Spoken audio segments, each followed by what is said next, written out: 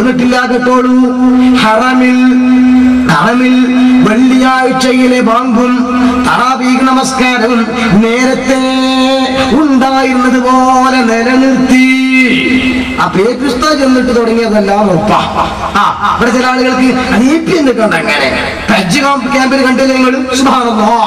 എന്തേ ഇന്നലെ ഏറ്റവും കൂടുതൽ ഹജ്മാർ ഗവൺമെന്റിന്റെ വകുപ്പിൽ ഹജ്ജിന് പോയ ദിവസം ഇന്നലെ ഹജ്ജ് ക്യാമ്പിൽ അനൗൺസ് 6:30 മുമ്പ് തന്നെ ഇപ്പോൾ പുറപ്പെടുന്ന ഫ്ലൈറ്റിന് വേണ്ട ഹാജിമാർക്ക് തയ്യാറായിട്ട് എയർപോർട്ടിലെത്തണോ.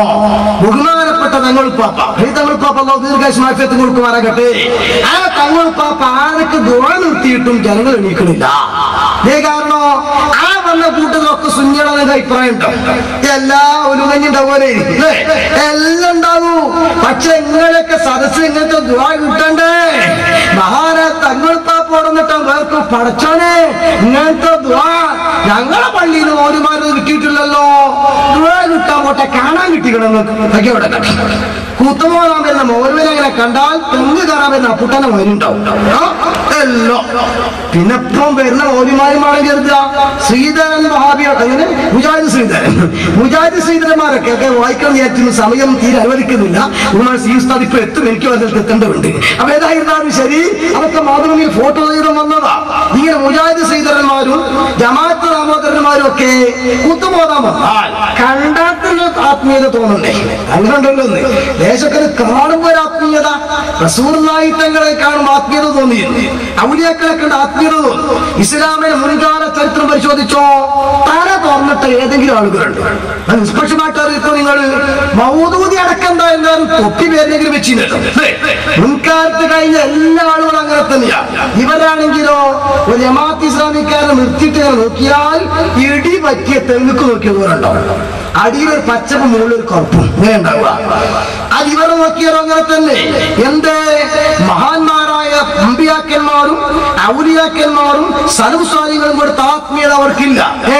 ഉത്താർപ്പേങ്ക അതൊക്കെ പൊട്ടിച്ചെറിഞ്ഞു. പിന്നെ എങ്ങനെ കിട്ടിയത് അദ്ദേഹം തന്നെ പറഞ്ഞിട്ടുണ്ട്.